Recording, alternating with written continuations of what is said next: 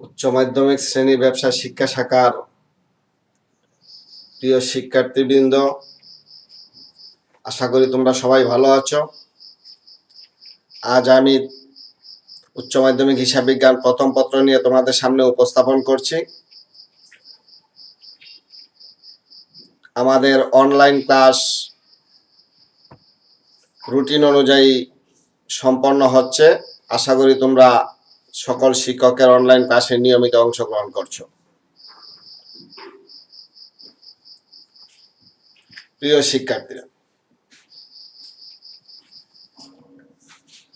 হিসাব বিজ্ঞান প্রথম পত্র বিষয় কোড 253। আজ জুন মাসে 19 তারিখে রুটিন অনুযায়ী তোমাদের সাথে আমার প্রথম পত্রের ক্লাস রয়েছে।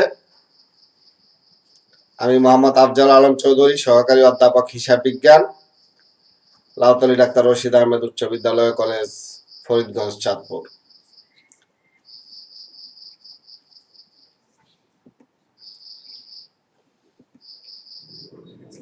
প্রিয় শিক্ষার্থী, প্রতিটি লেনদেন সংগঠিত হওয়ার পর কতগুলো ধাপ অনুসরণ করে পর্যায়ক্রমে হিসাবভুক্তিকরণ, শ্রেণী বিভক্তিকরণ, হিসাবের গাণিতিক শুদ্ধতা যাচাই, লাভ ক্ষতি নির্ধারণ ইত্যাদি প্রক্রিয়া সম্পন্ন করা হয়।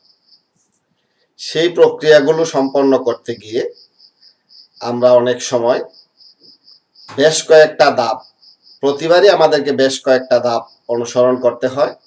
সেই ধাপগুলো অনুসরণ করার যে ধারাবাহিক প্রক্রিয়া, সেই ধারাবাহিক প্রক্রিয়াটি হলো হিসাব সমীকরণ। হিসাব সমীকরণে ধারাবাহিক প্রক্রিয়া আমরা লেনদেনগুলো অন্তর্ভুক্ত করি হিসাব সমীকরণ অনুযায়ী, আর ধারাবাহিক প্রক্রিয়াটাকে আমরা হিসাব চক্র নামে অভিহিত করি। চক্রাকারে যেহেতু একই প্রক্রিয়া বারবার ঘুরে আসে, তাই সেটাকে হিসাব চক্র নামে অভিহিত করা হয়। প্রিয় শিক্ষার্থীবৃন্দ, হিসাব চক্র সম্পর্কে এর আগেও তোমরা বেশ কয়েকটি ক্লাসে জানতে পেরেছ। 1994 সালে সুমা ডি অ্যারিথমেটিকা জিওমেট্রিকা প্রপোর্শনালিটা নামে যে গ্রন্থ রচিত হয়, সেই যুগান্তকারী গ্রন্থের প্রণেতা হিসাব বিজ্ঞানের জনক লুকা পেসিউলি, সেই গ্রন্থে তিনি দুতরফা দাখিলা পদ্ধতির উদ্ভব করেন। তারই ধারাবাহিকতায় যেটা হিসাব সমীকরণ, অর্থাৎ সমীকরণের মাধ্যমে আধুনিক হিসাবের উদ্ভব। যে চেইনটি কাজ করে, ধারাবাহিক প্রক্রিয়া অনুসরণ করে আমরা যখন হিসাবের কাজগুলো করি, সেই চেইনটিকে হিসাব চক্র নামে অভিহিত করা হয়। আর লেনদেনগুলো ডেবিট ক্রেডিট বিশ্লেষণ করে আধুনিক পদ্ধতিতে লিপিবদ্ধ করতে লুকা পেসিউলির যে যুগান্তকারী আবিষ্কার, এর ফলে যে সমীকরণের উদ্ভব হয়েছে, তাকে আমরা কি নামে অভিহিত করি অবশ্যই তোমরা এখন বুঝতে পারছো। প্রিয় শিক্ষার্থীরা, আমাদের আজকের পাঠ, আমরা আজ হিসাব চক্র এবং হিসাব সমীকরণ নিয়ে কথা বলবো। সেই পাঠটি তোমাদের উচ্চ মাধ্যমিক হিসাব বিজ্ঞান প্রথম পত্রের প্রথম অধ্যায় হিসাব পরিচিতি।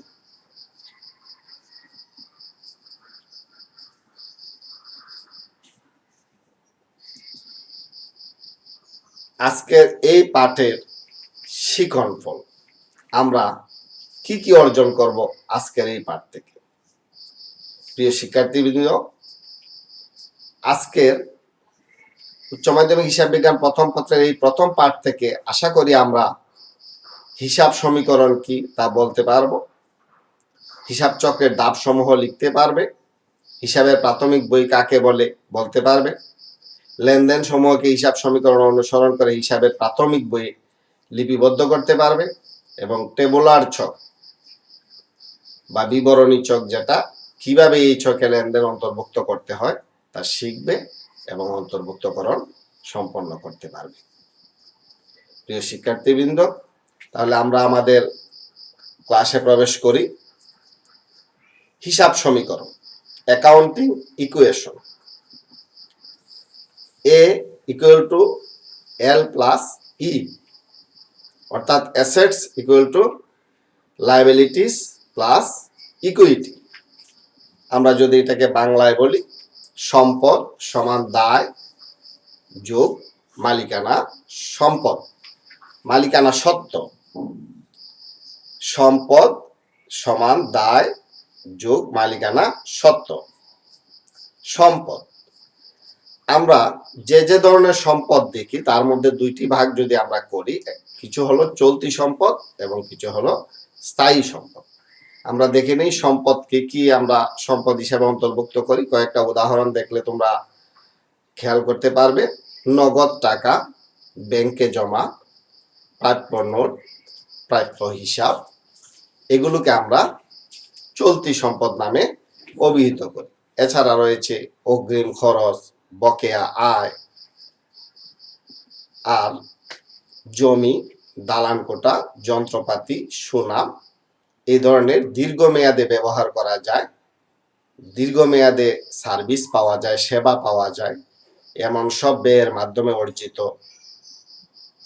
যে সম্পদ, সেগুলোকে আমরা স্থায়ী সম্পদ নামে অভিহিত করি। এবার আমরা আসি লেনদেনকে আমরা কিভাবে চিহ্নিত করব। যখন কোনো ঘটনা সংঘটিত হয় তখন উক্ত ঘটনা লেনদেন কিনা তা চিহ্নিতকরণে আমরা উক্ত ঘটনার লেনদেনের বৈশিষ্ট্য সমূহ আছে কিনা তা বের করার চেষ্টা করি। যখন আমরা কোনো ঘটনাকে লেনদেন হিসাবে অন্তর্ভুক্ত করব কিনা ভাবি, তখন আমরা দেখি যে এই ঘটনার মধ্যে লেনদেনের বৈশিষ্ট্যগুলো বিদ্যমান রয়েছে কি না। লেনদেনের বৈশিষ্ট্য বিদ্যমান রয়েছে এমন ঘটনা সমূহই হলো লেনদেন। অর্থাৎ যে কথা বলা যায় যে প্রত্যেক লেনদেনই ঘটনা, কিন্তু প্রত্যেক ঘটনাই লেনদেন নয়। কারণ যে সকল ঘটনার মধ্যে লেনদেনের বৈশিষ্ট্য বিদ্যমান থাকবে কেবলমাত্র আমরা সেই সব ঘটনাকেই লেনদেন নামে অভিহিত করব। এবার দেখে নিই লেনদেনের বৈশিষ্ট্যগুলো কি কি আছে। অর্থের অঙ্কে পরিমাপযোগ্য, আর্থিক অবস্থার পরিবর্তন, দুটি পক্ষ থাকবে, স্বয়ং সম্পূর্ণ স্বতন্ত্র হবে, এবং কিছু কিছু লেনদেন রয়েছে যেগুলো অদৃশ্যমান লেনদেন। এই যে বৈশিষ্ট্যগুলো, এই বৈশিষ্ট্যগুলোর পরিমাপে আমরা কোনো ঘটনাকে লেনদেন কি না সেটা আমরা নির্ণয় করতে পারবো।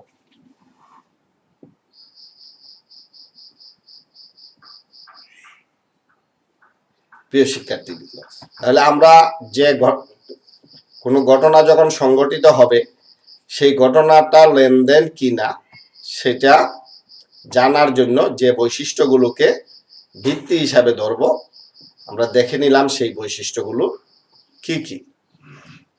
অর্থাৎ যদি কোনো ঘটনা অর্থের অঙ্কে পরিমাপযোগ্য হয়, সেই ঘটনাটাই যদি প্রতিষ্ঠানের আর্থিক অবস্থার পরিবর্তন ঘটায়, সেখানে যদি দুটি পক্ষ থাকে এবং এই ঘটনাটি যদি স্বয়ং সম্পূর্ণ স্বতন্ত্র হয়, অর্থাৎ কোনো কিছুর উপরে নির্ভরশীল না হয়, সেই ধরনের ঘটনাকে আমরা লেনদেন বলে অভিহিত করি। এখন লেনদেন বলে অভিহিত করা যায় এমন ঘটনাও রয়েছে যেগুলো চোখে দেখা যায় না, অদৃশ্যমান, সেগুলোকে বলা হয় অদৃশ্যমান লেনদেন। এই অদৃশ্যমান লেনদেনের মধ্যে রয়েছে অবচয়, যেটা চোখে দেখা যায় না, ধারণা করা যায় এবং ধারণার উপরই সেগুলো নির্ণয় করতে হয়। একটি উদ্দীপক, কতগুলো ঘটনা ও লেনদেন আমরা দেখি। জনাব আমির উদ্দিন সাহেব এর ব্যবসা প্রতিষ্ঠানের নাম আমির এন্ড সন্স। এর 2021 সালের 1 জানুয়ারি সম্পদ ও দায় সমূহ নিম্নরূপ: হাতে নগদ 11,500 টাকা, ব্যাংকে জমা 50,000 টাকা, প্রাপ্য হিসাব 25,000 টাকা, ব্যাংক ঋণ 20,000 টাকা। তাছাড়া অন্যান্য লেনদেনগুলোর মধ্যে ওই জানুয়ারি মাসে যে সকল লেনদেন সংগঠিত হয়েছে সেই লেনদেনগুলোর মধ্যে জানুয়ারির 1 তারিখে মাল ক্রয় 20,000 টাকা, যা 30% নগদে, এবং অবশিষ্ট টাকা চেকে পরিশোধ করা হলো।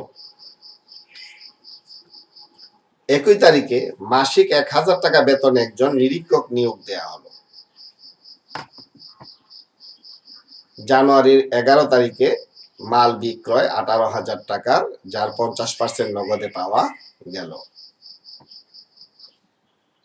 ১৫ই জানুয়ারি দেনাদার হতে প্রাপ্তি নগদ ২২,০০০ টাকা এবং চেকে ১০,০০০ টাকা।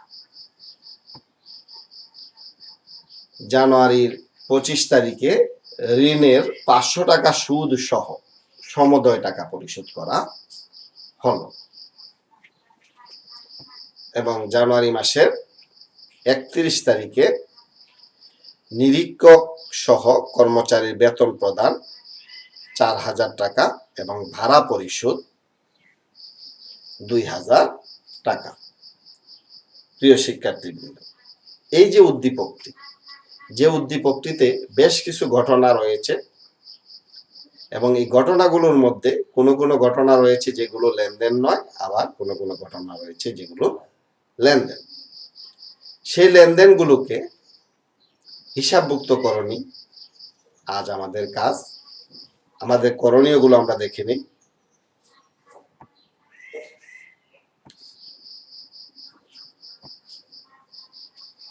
ক ১ জানুয়ারি তারিখে সম্পদ ও দায়সমূহ সহ লেনদেনগুলো টেবুলার শিটে অন্তর্ভুক্ত করো। খ ১ জানুয়ারি তারিখের সম্পদ ও দায়সমূহ সহ ২৫ তারিখ ব্যতীত লেনদেনগুলোর জাবেদা দাখিলা দাও। এবং গ চলমান জের ছকে নগদান হিসাব, ব্যাংক হিসাব, প্রাপ্য হিসাব এবং বিক্রয় হিসাব প্রস্তুত করো। আমাদের এই তিনটি করণীয়ের মধ্যে প্রথমটি হলো টেবুলার শিটে অন্তর্ভুক্ত করা, দ্বিতীয়টি হলো জাবেদাভুক্ত করা, আর তৃতীয়টি হলো চলমান জের ছকে 4টি খতিয়ান করা: নগদান হিসাব, ব্যাংক হিসাব, প্রাপ্য হিসাব এবং বিক্রয় হিসাব। প্রিয় শিক্ষার্থীবৃন্দ, আমরা শুরুতেই কয়ের সমাধান করব। টেবুলার চক। টেবুলার চকটা কি তোমরা দেখে নাও। হিসাব সমীকরণের a = l + e এই সমীকরণ অনুযায়ী যে চকটি প্রস্তুত করা হয় সেটাই হলো টেবুলার চক। আমরা কয়ের সমাধান করতে গিয়ে আজকের যে প্রদত্ত উদ্দীপক, সেই উদ্দীপকের আলোকে আমরা কয়ের সমাধানে এই ধরনের একটা ছক করব। সেই ছকে শুরুতেই থাকবে a = l + e। এ মানে সম্পদ, এল দায় এবং ই মালিকানা সত্ত্ব। এই উদ্দীপকের আলোকে 3 ধরনের সম্পদ রয়েছে। আমরা যদি উদ্দীপকটি লক্ষ্য করি, সেখানে দেখব সম্পদ হিসাবে রয়েছে নগদ টাকা, ব্যাংকে জমা এবং ধারে বিক্রয়ের কারণে প্রাপ্য হিসাব অথবা প্রারম্ভিক প্রাপ্য হিসাবও রয়েছে। তাহলে সম্পদের দিকে আমরা 3টা আইটেম পাবো। এই জন্য আমি সম্পদের ঘরে 3টা আইটেম লিখলাম: নগদ, ব্যাংক জমা এবং প্রাপ্য হিসাব। আর দায়ের দিকে রয়েছে ব্যাংক ঋণ, প্রদেয় হিসাবের একটা ঘর আমরা করব, সেটা না থাকলেও করব, এটা স্বাভাবিক কাজ, এবং মূলধন। এই মূলধনটি নিয়ে আমি কথা বলি। প্রিয় শিক্ষার্থীরা, টেবুলার ছকে আমাদের খেয়াল রাখতে হবে যে এই মূলধনটাকে মালিকানা সত্ত্ব হিসাবে যখন কোনো আয় হবে মূলধন বৃদ্ধি পাবে, যখন কোনো ব্যয় হবে মূলধন হ্রাস পাবে, আর যখন অতিরিক্ত মূলধন আনা হবে তখনও মূলধন বৃদ্ধি পাবে। আমরা এই টেবুলার ছক অনুযায়ী আমরা আমাদের সমাধানের দিকে যাই।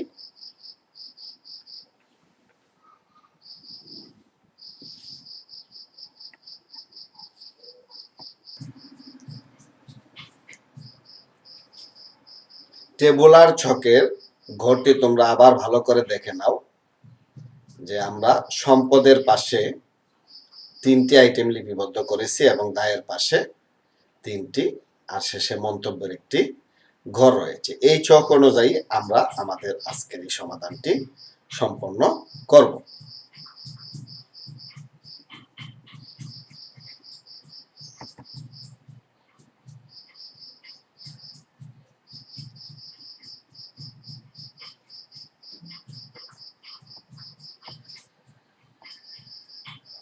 এই ছকটি আবার আমি তৈরি করে নিলাম। ছকটির মধ্যে a equal to l plus E, তারিখের ঘরে প্রথমে আমরা লিখে নিব 2021 সাল, যেহেতু 21 সালের জানুয়ারি মাসের লেনদেনগুলো আমরা টেবুলার ছকে অন্তর্ভুক্ত করব।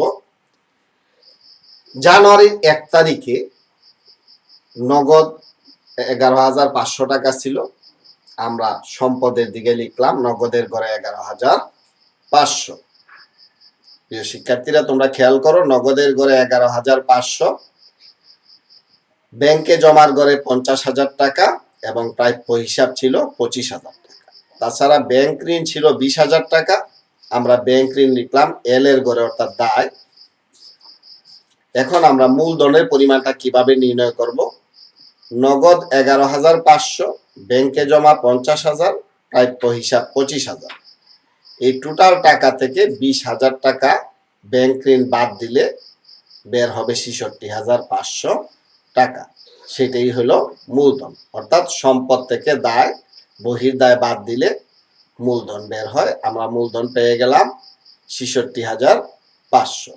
তারপরে জানুয়ারি 1 তারিখে ক্রয় করা হয়েছিল 20,000 টাকার পণ্য।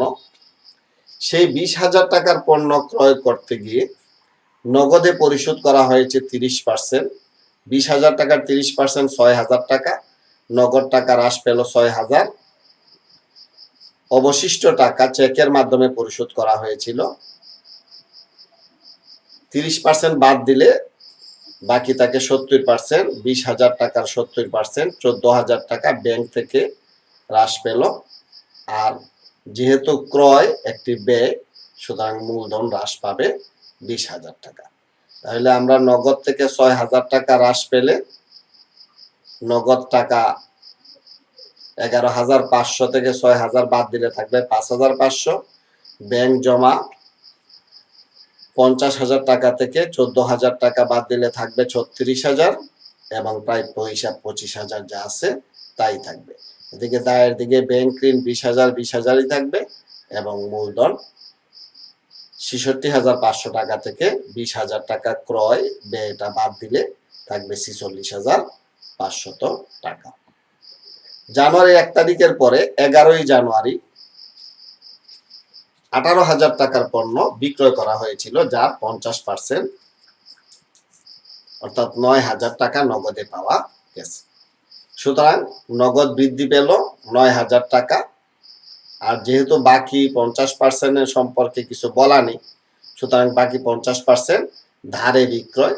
ধারে বিক্রয় হলে আমরা জানি প্রাপ্য হিসাব বৃদ্ধি পায়। প্রাপ্য হিসাব বৃদ্ধি পাবে 9,000 টাকা এবং বিক্রয় যেহেতু আয়, মূলধন বৃদ্ধি পাবে 18,000 টাকা। তাহলে নগদ টাকা 5,500, এর সাথে 9,000 যোগ হয়ে নগদ ব্যালেন্স দাঁড়াবে 14,500। ব্যাংকে জমা যা ছিল 36,000 36,000ই থাকবে। প্রাপ্য হিসাব 25,000 টাকার সাথে 9,000 টাকা যোগ হয়ে 34,000 টাকা। ব্যাংক ঋণ পূর্বের 20,000ই রয়ে গেল এবং মূলধন 46,500 টাকার সাথে বিক্রয় 18,000 টাকা আয় হিসাবে যোগ হয়ে 64,500 টাকা মূলধনের ব্যালেন্স বের হলো। প্রিয় শিক্ষার্থীরা, তারপরের লেনদেনটা আমরা দেখি জানুয়ারির 15 তারিখ। জানুয়ারির 15 তারিখে দেনাদারের নিকট হতে, অর্থাৎ প্রাপ্য হিসাবের নিকট হতে 22,000 টাকা নগদে পাওয়া গেছে এবং 10,000 টাকার চেক পাওয়া গেছে। নগদে 22,000 টাকা পাওয়ায় নগদ টাকার সাথে 22,000 টাকা যোগ হবে। 10,000 টাকার চেকের কারণে ব্যাংকে বৃদ্ধি পাবে 10,000 টাকা এবং যেহেতু টাকাটা আমরা প্রাপ্য হিসাবের কাছ থেকে পেয়েছি, তাতে 10,000 এবং 22,000 মিলে 32,000 টাকা প্রাপ্য হিসাব হ্রাস পাবে। নগদ 14,500 টাকার সাথে 22,000 টাকা যোগ করে নগদ টাকার পরিমাণ হবে 36,500। ব্যাংকে জমা 36,000 টাকার সাথে 10,000 টাকা যোগ করে ব্যাংকে জমা টাকার পরিমাণ হবে 46,000। প্রাপ্য হিসাব 34,000 টাকা থেকে 32,000 টাকা যেহেতু পরিশোধ করা হয়ে গেছে, অর্থাৎ আমরা পেয়ে গেছি টাকা 32,000 টাকা, বাদ দিয়ে থাকবে 2,000 টাকা। ব্যাংক ঋণ আগে যা ছিল 20,000, 20,000ই রয়ে গেল। মূলধন যা ছিল 64,500, 64,500ই রয়ে গেল। জানুয়ারির 15 তারিখের পরবর্তী লেনদেনটা জানুয়ারির 25 তারিখ। প্রিয় শিক্ষার্থীরা, জানুয়ারির 25 তারিখে আমাদের 20,000 টাকা ঋণ পরিশোধ করা হয়েছে, তবে তার সাথে 500 টাকা সুদও পরিশোধ করা হয়েছে। যেহেতু 20,000 টাকা ঋণ পরিশোধ করা হয়েছে, এই ঋণ 20,000 টাকা ঋণ হিসাব থেকে মাইনাস হবে, বাদ যাবে, এবং সুদ যেহেতু ব্যয় 500 টাকা মূলধন থেকে বাদ যাবে। এটা ব্র্যাকেট হবে 500 টাকার মধ্যে, মূলধন থেকে বাদ যাবে 500 টাকা।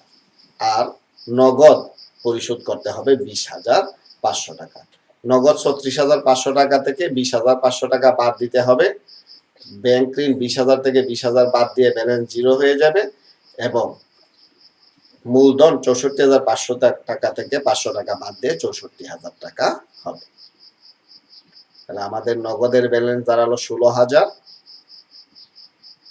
ব্যাংকে জমা 46,000 যা ছিল তাই আছে, প্রাপ্য হিসাব 2,000, ব্যাংক ঋণ ব্যালেন্স 0 হয়ে গেল, এবং মূলধন 64,000 টাকা হয়ে গেল 500 টাকা বাদ দিয়ে। জানুয়ারির 31 তারিখে 4,000 টাকা বেতন পরিশোধ করা হলো, এবং 2,000 টাকা ভাড়া পরিশোধ করা হলো। 16,000 থেকে 6,000 বাদ দিয়ে বাকি থাকবে 10,000 টাকা নগদের ঘরে। ব্যাংকে জমা যা ছিল 46,000 টাকা, 46,000 টাকাই থাকবে, এবং প্রাপ্য হিসাব 2,000 টাকাই রইল। ব্যাংক ঋণ যেহেতু পরিশোধ করা হয়ে গেছে, সেটা থাকবে না।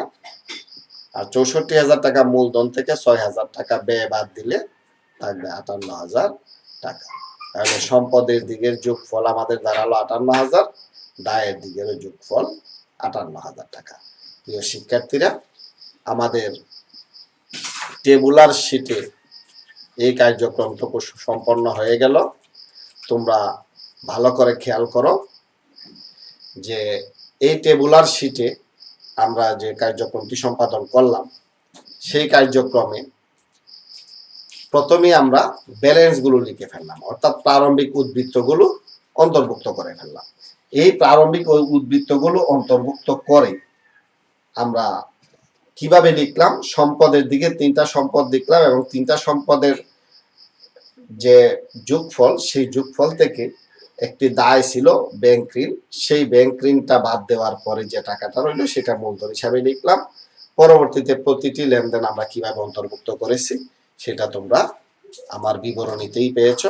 আশা করি এই কয়ের সমাধানে তোমাদের তেমন কোনো সমস্যা আর হবে না। এই কয়ের সমাধান সম্পন্ন করার পর আমরা ক্ষয়ের সমাধানে সম্পন্নের দিকে যাব। টেবুলার শিটের কাজ শেষ করা হয়ে গেছে আমাদের। টেবুলার শিটের পর আমরা ক্ষয়ের সমাধানে জাবেদা করব। তোমরা নবম শ্রেণী থেকেই যারা ব্যবসা শিক্ষা শাখায় আছো তারা জাবেদা কি জানো, জাবেদা কি দেখেছো, জাবেদা করেছো। জাবেদার ঘর জানো যে 5টি ঘর থাকে: তারিখ, বিবরণ, খতিয়ান পৃষ্ঠা, ডেবিট টাকা, ক্রেডিট টাকা। এটা হলো জাবেদার ঘর। সেই অনুযায়ী আমরা লেনদেনগুলোর জাবেদা করব 25 তারিখের লেনদেন ব্যতি রেখে। জাবেদার সমাধান আমরা শুরু করি।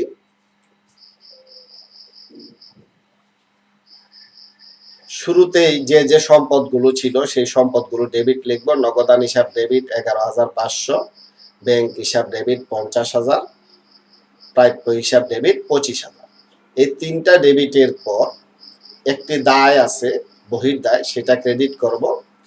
সেটা ছিল ব্যাংক ঋণ। ব্যাংক ঋণ ক্রেডিট 20,000 টাকা।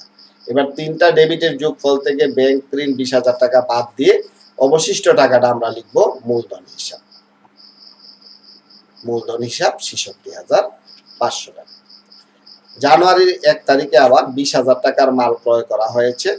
আমরা লিখব ক্রয় হিসাব ডেবিট। আমরা জানি ব্যয় বৃদ্ধি পেলে ডেবিট, ক্রয় হিসাব ডেবিট, ব্যয় বৃদ্ধি যেহেতু, এবং নগদান হিসাব ক্রেডিট যেহেতু সম্পদ। হ্রাস পেয়েছে 6,000 টাকা এবং ব্যাংক থেকে হ্রাস পেয়েছে 14,000 টাকা ব্যাংক হিসাব ক্রেডিট।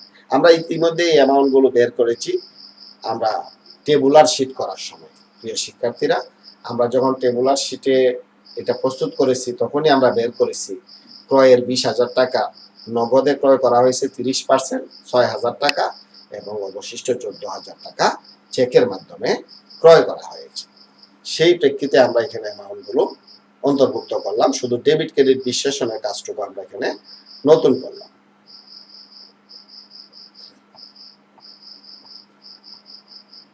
তারপর জানুয়ারির 11 তারিখে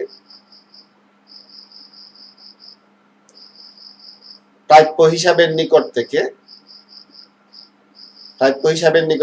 নগদে বিক্রয় করা হয়েছে 9,000 টাকা এবং ধারে বিক্রয় করা হয়েছে 9,000 টাকা। যদিও এটা উল্লেখ নেই যে 9,000 টাকা বিক্রয় করা হয়েছে, উল্লেখ রয়েছে 18,000 টাকার পণ্য বিক্রয় করে 50% নগদে পাওয়া গেছে। যেহেতু নগদে 50% পাওয়া গেছে, সুতরাং 18,000 টাকার 50% 9,000 টাকা, আমাদের নগদ বৃদ্ধি পেয়েছে। আমরা লিখব নগদান হিসাব ডেবিট 9,000 টাকা এবং অবশিষ্ট বিক্রয় সম্পর্কে কিছু বলা না থাকা মানে ধারে বিক্রয় করা হয়েছে, সেই প্রেক্ষিতে আমরা লিখব প্রাপ্য হিসাব ডেবিট 9,000 টাকা। তাহলে আমরা লিখব নগদান হিসাব ডেবিট জানুয়ারি 11 তারিখে নগদান হিসাব ডেবিট 9,000 টাকা, প্রাপ্য হিসাব ডেবিট 9,000 টাকা এবং বিক্রয় যেহেতু আয় বৃদ্ধি পেলে ক্রেডিট, বিক্রয় হিসাব ক্রেডিট 18,000 টাকা।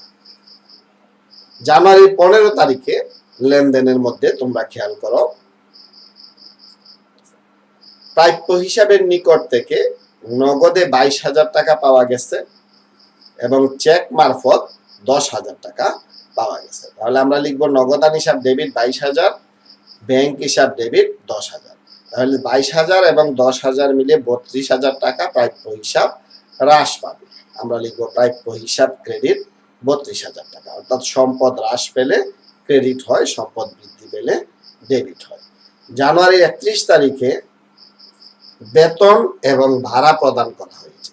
বেতন প্রদান করা হয়েছে 4,000 টাকা, ভাড়া প্রদান করা হয়েছে 2,000 টাকা। আমরা লিখব বেতন হিসাব ডেবিট, যেহেতু ব্যয় বৃদ্ধি 4,000 টাকা, ভাড়া হিসাব ডেবিট, ব্যয় বৃদ্ধি 2,000 টাকা এবং নগদ টাকা সম্পদ হ্রাস পেয়েছে 4,000 এবং 2,000 6,000 টাকা, নগদান হিসাব ক্রেডিট 6,000 টাকা।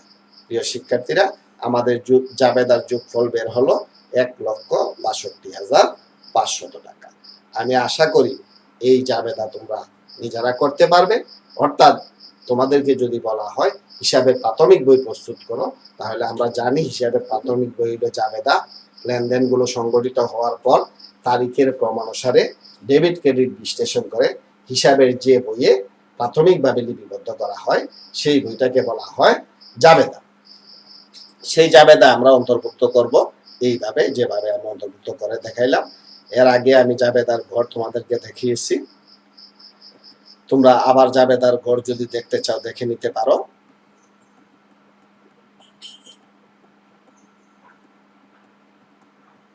এই যে জাবেদার ঘরটি আবার দেখে নাও, তারিখ, বিবরণ, খতিয়ান পৃষ্ঠা, ডেবিট টাকা, ক্রেডিট টাকা।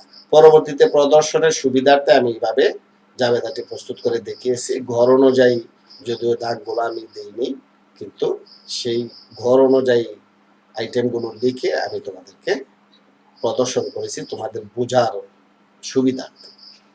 তাহলে আমরা জানি জাবেদা কয়টা ঘর থাকে? 5টা ঘর থাকে, তারিখ, বিবরণ, খতিয়ান পৃষ্ঠা, ডেবিট টাকা, ক্রেডিট টাকা। আমাদের জাবেদাটি সম্পূর্ণ হলো। আশা করি তোমরা এই জাবেদাটি করতে পারবে। ক্ষয়ের সমাধানের পর আমরা গয়ের সমাধান করব।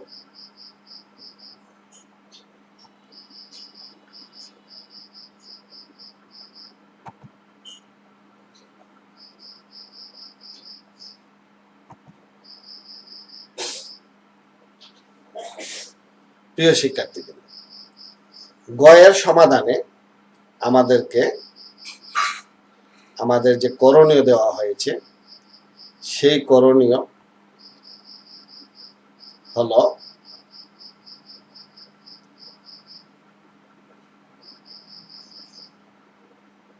চলমান জের চক খতিয়ান তৈরি করা। তোমরা জানো চলমান যে চক হলো আধুনিক খতিয়ানের চক। সেটাতে তারিখ, বিবরণ, জাবেদা পৃষ্ঠা, ডেবিট টাকা, ক্রেডিট টাকা, ব্যালেন্স, ডেবিট ক্রেডিট উল্লেখ থাকে। এইভাবে আমরা চলমান যে চকের খতিয়ান প্রস্তুত করি। এই চলমান যে চকের খতিয়ান প্রস্তুত করতে গিয়ে আমরা প্রতিটি খতিয়ানের ক্ষেত্রেই এরকম ঘর প্রস্তুত করে চলমান যে চক করব। আমাদের আজকের করণীয়ের মধ্যে 4টি খতিয়ান প্রস্তুত করতে বলা হয়েছে। আমরা আমাদের চলমান যে চকের সমস্যা সমাধান করব। শুরুতে আমাদেরকে করতে বলা হয়েছে নগদান হিসাব। আমরা চলমান যে চকের ঘর অনুযায়ী নগদান হিসাবের আইটেমগুলো লিখব।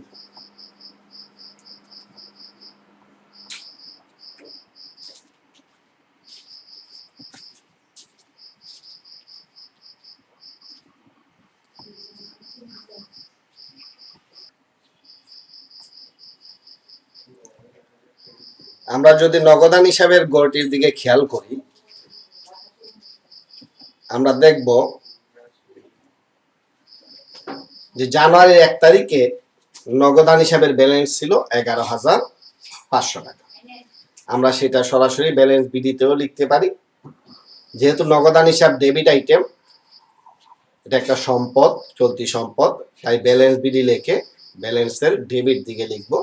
ইচ্ছা করলে ডেবিট টাকার ঘরে লিখে তারপরও ব্যালেন্সের ডেবিট দিকে লিখতে পারবে।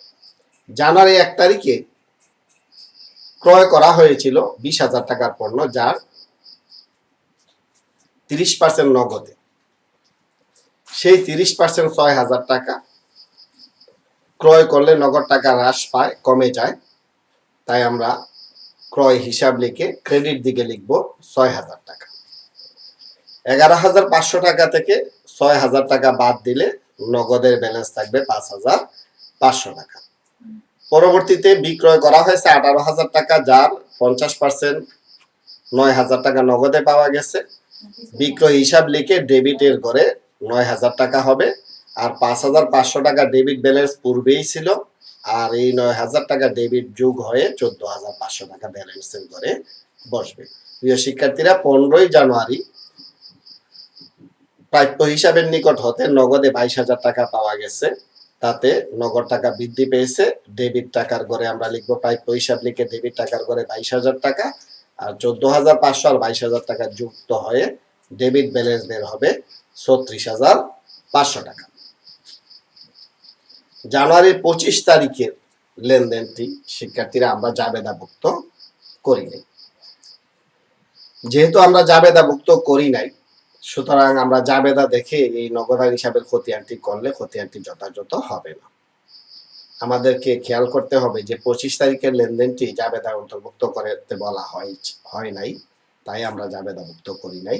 এই 25 তারিখের লেনদেনটি 20,000 টাকা ঋণ পরিশোধ করা হয়েছে, ব্যাংক ঋণ পরিশোধ করা হয়েছে।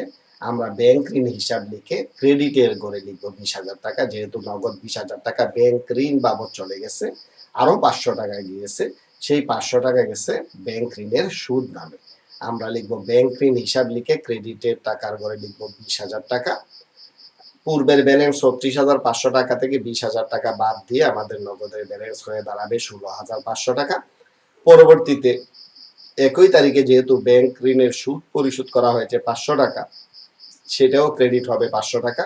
এই 16,500 টাকা থেকে 500 টাকা বাদ দিয়ে আমাদের নগদের ব্যালেন্স বের হবে 16,000 টাকা। 31 জানুয়ারি বেতন এবং ভাড়া প্রদান করা হয়েছে 4,000 এবং 2,000 টাকা। এই 4,000 এবং 2,000 টাকা আমরা বাদ দিব। 16,000 টাকা থেকে 4,000 টাকা যেহেতু নগদ টাকা হ্রাস পেয়েছে, ক্রেডিটের ঘরে বসেছে, ক্রেডিট থেকে 16,000 টাকা ডেবিট ব্যালেন্স থেকে ক্রেডিট 4,000 টাকা বাদ দিয়ে ডেবিট ব্যালেন্স থাকবে 12,000 টাকা। আবার 12,000 টাকা ডেবিট ব্যালেন্স থেকে ভাড়া 2,000 টাকা ব্যয়, যেটা ক্রেডিট হয়েছে, সেই ক্রেডিট 2,000 বাদ দিয়ে ডেবিট ব্যালেন্সই থাকবে 10,000 টাকা। এক্ষেত্রে প্রিয় শিক্ষার্থীরা, তোমরা মনে রাখবে, কখনো যদি ডেবিট ব্যালেন্স থেকে ক্রেডিটের টাকার পরিমাণ বেশি হয়ে যায়, তখন ব্যালেন্সটা ক্রেডিটের দিকে বসবে। আর যখন ক্রেডিটের টাকার চাইতে ডেবিটের ব্যালেন্সের পরিমাণটা বেশি হয়ে যায়, তখন ডেবিট দিকেই বসবে। নগদান হিসাবের পর আমরা চলমান জের ছকে আরেকটি ঘর প্রস্তুত করব, সেটা হলো ব্যাংক হিসাব। ব্যাংকের সাথে শুরুতেই ব্যাংকের ব্যালেন্স ছিল 50,000 টাকা, আমরা ব্যালেন্স বিডি নামে লিখলাম 50,000 টাকা। চেকের মাধ্যমে পণ্য ক্রয় করা হয়েছিল 14,000 টাকা, যদিও সেখানে উল্লেখ ছিল না 14,000 টাকা। আমরা জানি যে 30% নগদে ক্রয় করে বাকিটা যদি চেকের মাধ্যমে ক্রয় করে তাহলে 70% চেকের মাধ্যমে ক্রয় করা হয়। সেই 20,000 টাকার 70% 14,000 টাকা ক্রয় করার কারণে ব্যাংকের টাকা হ্রাস পেল। 14,000 টাকা 50,000 টাকা থেকে হ্রাস পেয়ে 36,000 টাকা। তার পরিবর্তিতে প্রাপ্য হিসাবের নিকট থেকে আরো 10,000 টাকা পাওয়া যায়। সেটা প্রাপ্য হিসাব লিখে ডেবিটের ঘরে বসবে, যেহেতু সম্পদ বৃদ্ধি পেয়েছে ব্যাংকে জমা। 36,000 টাকা ডেবিট ব্যালেন্সের সাথে 10,000 টাকা প্রাপ্য হিসাবের নিকট থেকে চেক প্রাপ্তি যোগ করে আমাদের ডেবিট ব্যালেন্স দাঁড়াবে 46,000 টাকা। প্রিয় শিক্ষার্থীরা, আমাদের দুইটি চলমান যে ছক খতিয়ান ইতিমধ্যে আমরা প্রস্তুত করে ফেলছি। এখন আমরা তৃতীয় চলমান যে ছক খতিয়ান প্রস্তুত করব।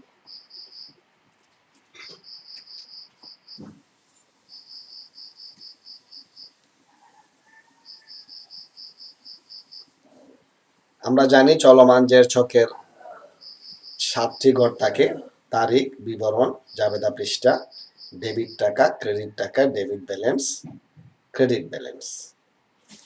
আমাদের তৃতীয় চলমান যে চকটি হলো প্রাপ্য হিসাব। শুরুতেই আমাদের যে ব্যালেন্স দেওয়া ছিল তার মধ্যে প্রাপ্য হিসাব ছিল 25,000 টাকা। আমরা লিখব ব্যালেন্স বিডি 25,000 টাকা। যেহেতু প্রাপ্য হিসাব একটি সম্পদ, আমরা লিখব ব্যালেন্স বিডি ডেবিট দিকে 25,000 টাকা। বিক্রয় করায় প্রাপ্য হিসাব বৃদ্ধি পেয়েছে ধারে বিক্রয়ের কারণে। 18,000-এর 50% 9,000 টাকা।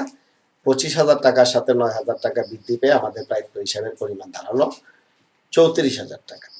আর প্রাপ্য হিসাবের নিকট থেকে 22,000 টাকা নগদে পাওয়া গেল এবং চেকের মাধ্যমে পাওয়া গেল 10,000 টাকা।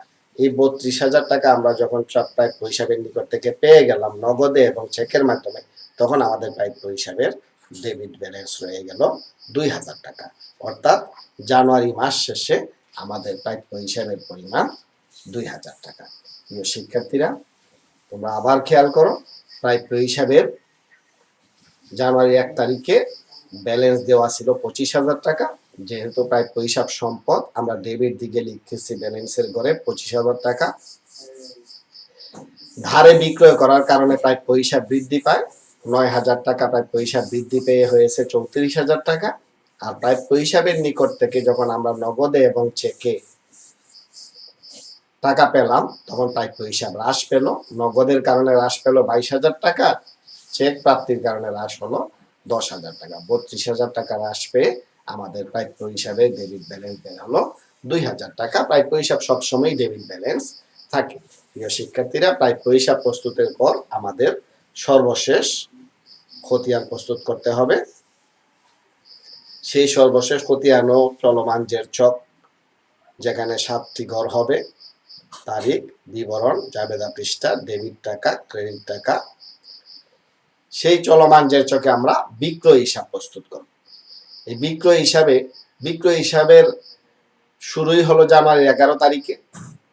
সেখানে নগদে বিক্রয় করা হয়েছিল 9,000 টাকার পণ্য, আর ধারে বিক্রয় করা হয়েছিল 9,000 টাকার পণ্য। অর্থাৎ টোটাল বিক্রয়ের পরিমাণ 18,000 টাকা। বিক্রয় যেহেতু আয় বৃদ্ধি পেলে ক্রেডিট, সুতরাং বিক্রয় হিসাবের ব্যালেন্স হলো ক্রেডিট ব্যালেন্স।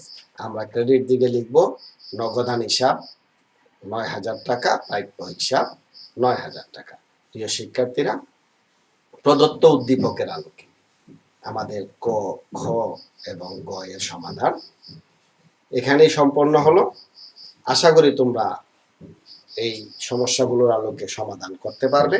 এই ধরনের সমস্যা তোমাদের সামনে উপস্থাপন করা হলে তোমরা যথাযথভাবে সেটার সমাধান সম্পন্ন করতে পারবে। এখন প্রিয় শিক্ষার্থীরা, তোমাদের খাতায় একটু নোট করে লিখে রাখো। পরবর্তীতে যদি আমাদের কখনো সুযোগ হয়, ইনশাল্লাহ হবে সেই সুযোগ, আমরা তোমাদের কাছে দেখব তোমাদের খাতায় লেখা আছে কিনা। চলমান জের ছকে মোট কয়টি ঘর থাকে, এরকম একটি ছক তৈরি করে ফেলো তোমরা তোমাদের খাতায়। এটি তৈরি করতে সময় লাগবে, শুধু প্রথমে লিখে ফেলো যে চলমান জের ছকে মোট কয়টি ঘর থাকে। একই লেনদেনে নগদে ও ধারে পণ্য ক্রয় কিভাবে জাবেদা অন্তর্ভুক্ত হয়? যদি একই লেনদেনে ধরো একজনের কাছ থেকে ক্রয় করা হলো কিছু নগদে কিছু ধারে, তাহলে সেটা কিভাবে জাবেদা অন্তর্ভুক্ত করতে হয় সেটা তোমরা তোমাদের খাতায় লিখো। আর হিসাবের আধুনিক ছক কোনটি? কোন ছকটিকে হিসাবের আধুনিক ছক বলা হয়, বৈজ্ঞানিক ছক বলা হয়? অর্থাৎ আধুনিক ছকের মাধ্যমে আমরা আজকে হিসাব সম্পন্ন করেছি। আশা করি এই তিনটি প্রশ্নের সমাধানই তোমাদের কাছে আছে এবং তোমরা এখনই খাতায় লিখতে পারছো।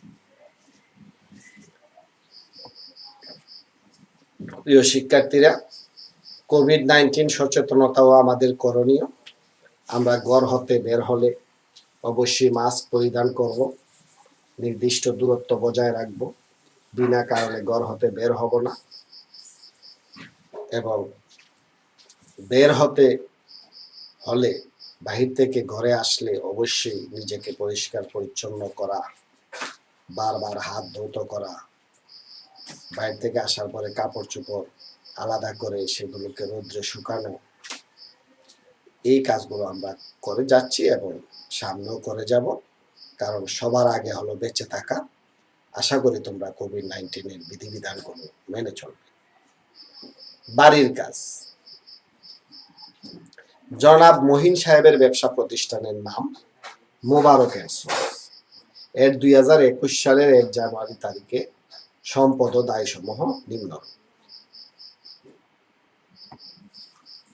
হাতে নগদ 30,500 টাকা, ব্যাংক জমা অতিরিক্ত 10,000 টাকা, প্রাপ্য হিসাব 45,000 টাকা, প্রদেয় হিসাব 17,000 টাকা। জানুয়ারি মাসের মহিন সাহেবের ব্যবসায় যে যে লেনদেন সমূহ হয়েছে সেগুলো নিম্নরূপ: